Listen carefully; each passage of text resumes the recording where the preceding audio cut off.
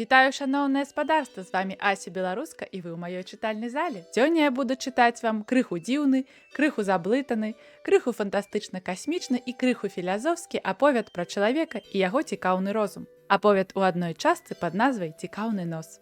Паехалі! Вакол панавала цемра. Густая, без смаку ці водыру, яна навісала цяжкай коўдрай. А можа, то і не цемра была, а спрэс нішто. Нічога, пустка, нуль. Нулявая кропка каардынат, у якой яшчэ нічога не існуе, за хвіліну да вялікага выбуху. Яна усміхнулася.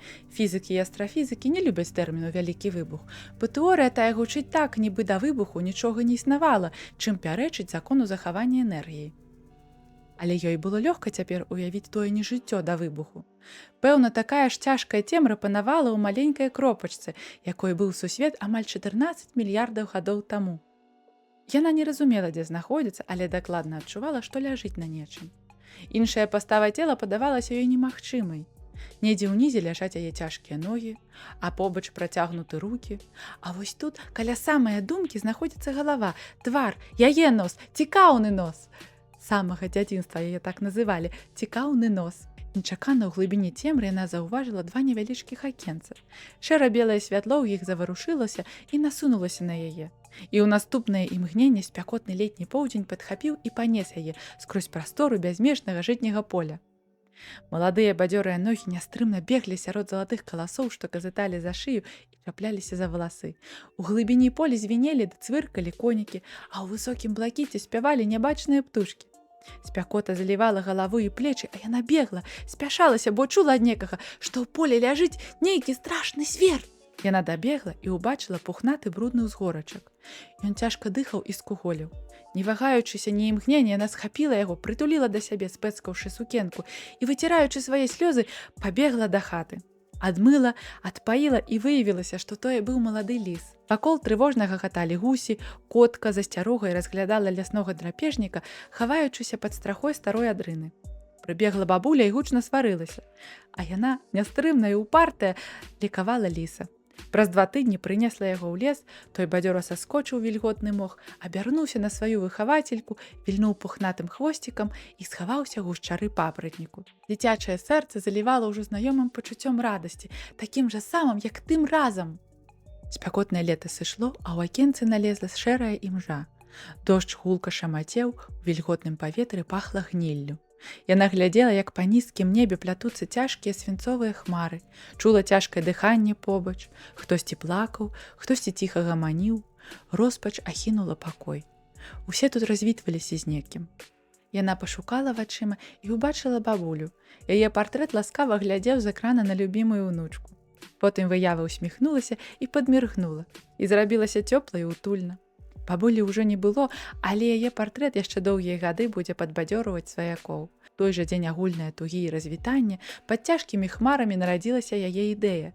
Вельмі важная, і пакуль усе плакалі, яна хавала ў шаліку усмешку, што радасна трымцела на твары. А якая ж то ідэя была? Вельмі важная, пабудаваная з мноства цяжкіх і складаных словаў. Шмат чаго яшчэ было такім жа цяжкім у жыцці. Прыкладам, разысціся з мужам, нягледзячы на каханне, якое яшчэ палала ў грудзях, нягледзячы на маленькую дачку. Маленькія дзеці заўсёды захаплялі яе. Але не трэба хлусіць. Дзяцей яна любіла, але працу сваю болей. Яна усміхнулася ў цемры і заўважыла ў акенцах белае святло, акурат як у яе кабінеце. Так, у яе ёсць асабісты кабінет са сляпуча-белымі сценамі і белыя мэбляй. Яна заўсёды любіла белы колер, бо белы ёсць колер сусвету. Так яна ўсім адказвала і дадавала: белы колер адначасова ўсё і нічога. Не ўсе разумелі яе. Некаторыя пачыналі спрачацца. А яна усміхалася ім у адказ, бо толькі яна разумела. Толькі яна, працуючы ў сваім белым кабінеце, стварыла немагчымае. Немагчыма цяжкая цемра стаіць вакол і быццам давіць, хоць і не мае вагі. Морак прасціраецца паўсюль, куды можа дацягнуцца вока, ды і ў вачах тая ж змрочанасць. Усё цела быццам ужо занямела ад цемені і хочацца паварушыцца, выцягнуць дранцвелыя ногі, пакруціць рукамі ў паветры, падняць галаву і азірнуцца наўкола. Але ж нічога не варушыцца, і скрозь цемраць толькі 2 акенцы, як 2 магічных люстры, у якіх узнікаюць знаёмыя вобразы. Пэўны час яна ўглядалася ў тыя акенцы. Цьмяная шэрань ледзь прыкметна і бязгучна мільгала ў іх. А можа, падумалася ёй, тое не акенцы, але экраны, як у лякарні. У лякарні, з палёгкай уздыхнула яна, у пакоях лякарні заўсёды бывае экран, каб хворым цікава было адпачываць. А што ж здарылася, спытала яна сябе. Але ўвагу яе прыцягнуў яркі сонечны промень, што прарэзаў шэрань вокнаў экранаў. У чырвоных вечаровых прыцемках ад зямлі ўздымалася духмяная пара. Па акрузе разносіўся вокліч ластавак, а водар прэлай травы змешваўся з пахам свежапечаных блінцоў, які нерухома празрыстым воблакам стаяў вакол хаты. І так лёгка і салодка дыхаць было. З прыцемкаў выбег цень і з залівістым смехам абрушыўся на яе. Яна здзіўлена ўглядалася ў знаёмы твар. Белыя дзіцячыя валасы выбіліся з косаў, начаплялі лісце і галінак. Вялізныя вочы блішчалі непадробнаю шчыраю радасцю. Дачка. Яна падхапіла сваю дзесяцігодку на рукі і прыціснула да сябе. Даўкі водар дзіцячага поту, металу і рачнога пяску ударыў у нос. «Хадзем, Ташка, будзьма цябе адмываць!» – прагучаў знаёмы голас, яе голас. Але аднекуды звонку, нібы на запісу, яна паспрабавала прамовіць словы яшчэ раз, аднак тыя засталіся маўклівай думкай у галаве. І знікла хата, развеюўся водар блінцоў, цёплы жнівеньскі вечар з чырвоным зарывам патануў у цямноце. Усё сыходзіць у цемру, у забыццё. Таксама раптоўна знікла і дачка.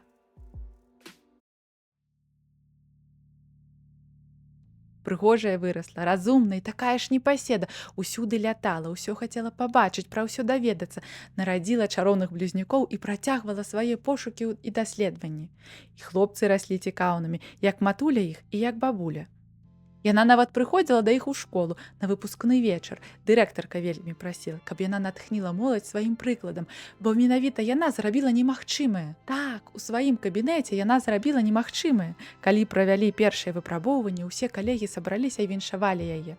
Тыдні і гады працы, грувасткія тэрміны і складаныя словы, якімі поўніліся сшыткі, матэматычныя сімвалы і літаркі, якія хітрым танцам разбягаліся па дошках і раптам склаліся ў стройны карагод формул. Першай на ўсёй зямле яна вынайшла рашэнне формулы ўтварэння гіперпрасторы. Стагоддзямі навукоўцы шукалі ісціну, вывучалі касмічную прастору, стваралі тэорыі. Усе разам яны зрабілі вялізную частку працы, і толькі ёй пашанцавала скласці ўсе дэталі ў адзінае цэлае. І ў наступнае імгненне фантастычныя казкі пра гіперпрастору, пра пятае вымярэнне і тэорыю струн пераўтварыліся ў сучасныя, у рэальнасць, у сапраўдную магчымасць зазірнуць за мяжу сонечнай сістэмы. Яшчэ ўчора чалавецтва сядзела на адной планеце, ды нясмела і не заўсёды трапна вывучала сваё касмічнае асяроддзе. А сёння ўжо пераносіцца з адной зорнай сістэмы ў другую і будуе калоніі. І ўсё дзякуючы яе ідэі, яе працы ў белым кабінеце. Бо святло – гэта ўсё і нічога адначасова. Раней з ёй спрачаліся, а потым пачалі глядзець з захапленнем. Шчырая яскравая радасць запоўніла яе, і навакольны морак, падавалася, ціха ўсміхаўся ёй. І дзеці ў школе радаваліся, калі блізнюкі прывялі сваю бабулю. Разумныя дзеткі. Шкада толькі, дачка не ўбачыла, якія сыны ў яе выраслі. Не паспела. Па акенцах экранах загрукалі кроплі дажджу. Як слёзы па шчоках, яны павольна каціліся некуды ўніз. Блізнюкі засталіся ўдома, а яна ў адзіноце стаяла на новых могілках пад гародняй, праглынала горкія матчыны слёзы і назірала, як труна павольна апускаецца ў ненасытныя нетры зямлі. Навошта? Навошта зямля тая родзіць людзей, калі ўвесь час патрабуе іх назад? У адно імгненне яна зрабілася сваім унукам матулею, хоць і позна ёй было. І цяпер ужо позна. У акенцах экранах зноў сцямнела. Па краях уздрыгвала невыразнае пацвятленне, а ўсярэдзіне чарнела прыгожае летняе начное неба. Вунь бачыцца Вега, Альтаір і Дэнеп – гэта летні трыкутнік. На Вегу паляцелі ў першую чаргу. Адпраўлялі карабель, і ўсяе зямлёй хваляваліся за экіпаж, які складаўся з 12 адважных касманаўтаў і касманаўтак. А праз год ужо вярнуліся, жывыя і здаровыя. І так чалавецтва даведалася, што, па-першае, яе тэхналогія працуе спраўна, а па-другое, што каля Вегі існуе планета, на якой можа жыць чалавек. На Вегу паляцелі і ўнукі-блізнюкі будаваць гарады каляністам. І яна потым хацела паляцець, каб пабачыць на ўласныя вочы цудоўны новы свет і адчуць асалоду ад касмічнай міжзорнай вандроўкі і ад адкрыцця, якое яна ж і зрабіла ў сваім белым кабінеце з вокнамі на Нёман, што шмат гадоў натхняў яе. І ў той дзень рака блакітнаю стужкаю ляцела ў свае звычайныя далі, як раптам на вочы апусцілася цемра.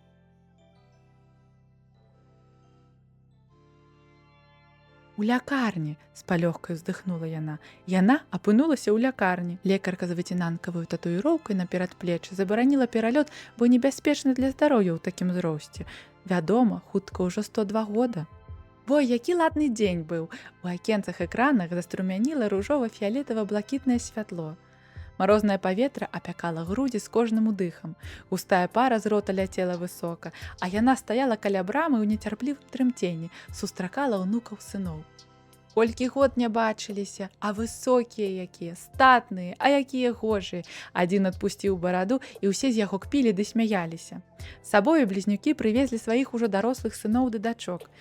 Вясёлы вечар падхапіў яе, і яна танчыла і танчыла. Так было весела святкаваць 102 год дзень яе народзінаў. Тады ж унукі, той ужо была праўнучка з праўнукам, вельмі разумныя дзеці. Яны прапанавалі бабулі будучыню і несмяротнасць. Чалавек заўсёды марыў пра несмяротнасць, нават больш за палёты ў космас. Але ж цела чалавека мае свой тэрмін выкарыстання. І ніякія тэхналогіі не змаглі спыніць старэнне ці адмяніць смерць. Яна усміхнулася. Хоць вусны яе, якія яна дакладна ведала знаходзяцца недзе тут, на твары, зусім не варушыліся. Яна усміхнулася, бо яшчэ тады ў лабараторыі падумала, што калі б яна ўзялася за вырашэнне праблемы несмяротнасці чалавека, то, пэўна, у яе атрымалася б. Але яна заўсёды марыла паляцець да зор. У цемры акенцаў мігацелі далёкія зоркі. Не, упэўнена прамовіла яна, хоць голасу свайго не пачула. Яна дакладна не ў лікарні. Але, можа, тое зоркалёт? Можа, зрэшты, яна паляцела навегу скрозь сваю гіперпрастору. Розум чалавека і дагэтуль не вывучаны і непрадказальны аб'ект. А гіперпрастора – гэта месца па-за мяжой звычайнага света. Яно нішто. І не кожны чалавек можа ўсвядоміць яе, пагатоў зразумець. Некаторыя касманаўты нават не заўважалі, каб нешта змянялася ў іх мысленні. Іншыя распавядалі пра дзіўныя адчуванні. Яны сустракалі сваіх памерлых, размаўлялі з Богам, датыкаліся да сусветнай ісціны, пра якую потым не маглі нічога вспомніць. Тому феномену лекары надалі звычайную для свайго разумення назву – галюцынацыі пераходы праз мяжу. Яна бачыць галюцынацыі. Вось што адбываецца. Хутка пераход скончыцца, і яна апынецца ў новай для сябе зорнай сістэме.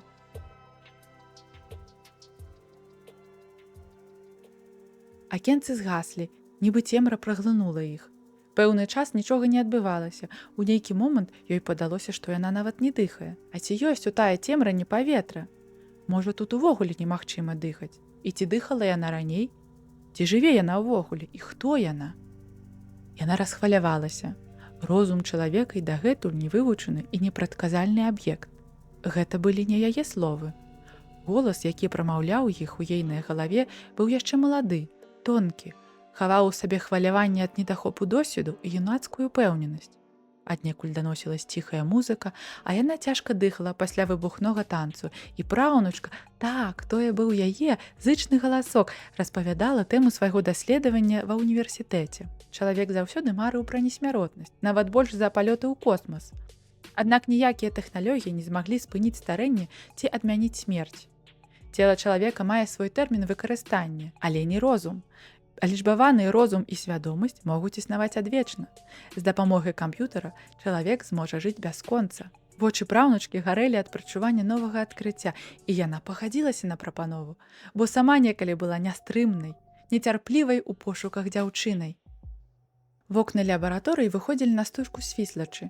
Рака зусім не падобная на яе ўлюбёны Нёман, але такая ж магічная, загадкавая, і моўчкі спакон веку нясе свае воды ўдалечыню. Дзяўчынка яна вельмі любіла бегаць на раку, па жытняму полю, ішла да самага бору, дыхала гарачым паветрам з пахам сасновай смалы, спынялася на высокім беразе і адтуль, з адхону, разглядала блакітную стужку ўлюбёнага Нёмана. Куды ён бяжыць? Запытвала на сябе. І што там, за мяжой, у кропачцы, дзе край вады датыкаецца краю нябёсаў. Усе казалі, што яна расце цікаўнай дзяўчынкай і жартаўліва называлі яе цікаўны нос. А ёй і падабалася. Бо як можна не цікавіцца сваім наваколлем, здзіўлялася яна і бегла зусім яшчэ малой дзяўчынкай скрозь спякотны летні поўдзень па прасторы бязмежнага жытняга поля. Каласы казыталі шыю, чапляліся за валасы, у іхным цені цвыркалі конікі, а ў высокім небе спявалі нябачныя птушкі. Было горача, а яна не зважала і працягвала бегчы, бо спяшалася паглядзець на страшнага звера, якога нехта бачыў на краі поля. У светлай прасторы лабараторыі за сталом сядзела маладая спадарыня і стомлена разглядала шэрагі сімваляў на шырокім экране камп'ютара. Лічбы і літары на ім бегалі, змяняліся, патухалі і зноў узнікалі, даходзілі да піка сваіх значэнняў і пачыналі бег ад пачатку. Спадарыня паклала рукі на стол і апусціла на іх галаву. У цішы пакою мерна гуў блока халаджэння квантавага камп'ютара. У вокны заглядала нізкае лютаўскае сонца. Па свіслачы пайшоў крыгаход. Пачуўся голас дзвярэй, і хутка цяжкая далонь апусцілася спадарыні на плячо. «Ну, працавала ўсю ноч?» – спытаў голас. Спадарыня агледзелася на барадаты твар свайго дзядзькі. Той сеў за стол побач і працягнуў пляменніцы кубачак кавы. «Безвынікова», – выдахнула яна. «Я радавалася, што столькі даных атрымалася лічбаваць, але ўсё гэтае – урыўкі, словы, думкі. Вось, глядзі!» Спадарыня развярнулася, пакруціла старонкі сімваляў і тыцнула пальцам у экран. «Тут твая бабуля ўспамінае, як яе дачка нарадзіла блізнюкоў, то бок вас з татам». Яна пакруціла колам мышы. «А тут ужо пахаванне вашай матулі. Бабуля памятае, што пакінула вас дома, а сама стаяла пад дажджом і злавалася на зямлю, якая нараджае чалавецтва, каб потым яго забраць». «Бабуля сапраўды так казала?» – здзівіўся дзядзька, чухаючы бараду. «А вось тут», – спадарыня выдзеліла мышшу дзясятак радкоў. «Яна ўпершыню сустрэла мяне. Яна згадвае, як мы танчылі на яе дзень народзінаў. Яна называла мяне разумнай дзяўчынкай. Пахадзілася на эксперымент, бо бачыла, як гарэлі мае вочы ад прадчування адкрыцця. Гэта яе словы». Голас спадарыні задрыжаў, і яна, падскочыўшы з крэсла, адбегла да вокнаў. На свіслачы сапраўды пачаўся крыгаход. Нарэшце сышлі маразы, падумалася ёй. А ўслых яна сказала: «Яе ўспаміны бягуць па крузе, пачынаюць і заканчваюцца ўспамінамі дзяцінства, жытні полем і мянушкай «цікаўны нос», – перапыніў пляменніцу дзядзька. «Бабуля і нас таксама называла, і вельмі радавалася, што мы расцем падобныя на яе. І ты такі ж самы цікаўны нос». Ён падышоў і абняў пляменніцу. «Я была ўпэўнена, што ў мяне атрымаецца захаваць празорлівы розум бабулі», – бедавала спадарыня. «Я шчыра лічыла, што калі бабуля працягне жыць у нетрах камп'ютара, яна зможа зрабіць яшчэ не адно адкрыццё на карысць будучыні чалавецтва. Мяркую, што і бабуля лічыла таксама, таму і пагадзілася дапамагчы табе. Але, любая, ты не адчайвайся, зрэшты рэшт ты цікаўны нос, зусім як твая бабуля. Гэта толькі твая першая спроба. Так, бабуля сышла ад нас, затое ты паспела захаваць частачку яе ўспамінаў, хоць бы толькі і для нас». Спадарыня мірхала, разглядаючы добры твар свайго дзядзькі. Яна прыклала далонь да падбароддзя, як калісьці рабіла яе прабабуля, і задумліва прамовіла: «Чалавек нешта большае за тыя веды, якія ён набывае за жыццё, большыя за думкі, якія штодзённа бегаюць у ягонай галаве, большая за купу ўспамінаў, што захоўвае ў глыбіні бясконцай памяці. Я вывучала прынцып працы штучнага інтэлекту. Мадэль стварэння нейронных сувязей падобная на чалавечую. Але штучны інтэлект існуе ў лічбавым свеце са свайго пачатку. А свядомасць чалавека кіруецца іншым прынцыпам, які пры алічбаванні знікае. Таму я атрымала толькі ўрыўкі бабуліных ведаў ці ўспамінаў. Ніякага працэсу мыслення. У мяне не атрымаўся лічбаваны чалавек у целе камп'ютара. Толькі частка свядомасці, якая не разумее, дзе яна, што з ёй адбылося і якая вандруе ва ўспамінах свайго жыцця». Спадарыня падышла да камп'ютара, адшукала ў сімвалях неабходны выраз і выдзеліла яго.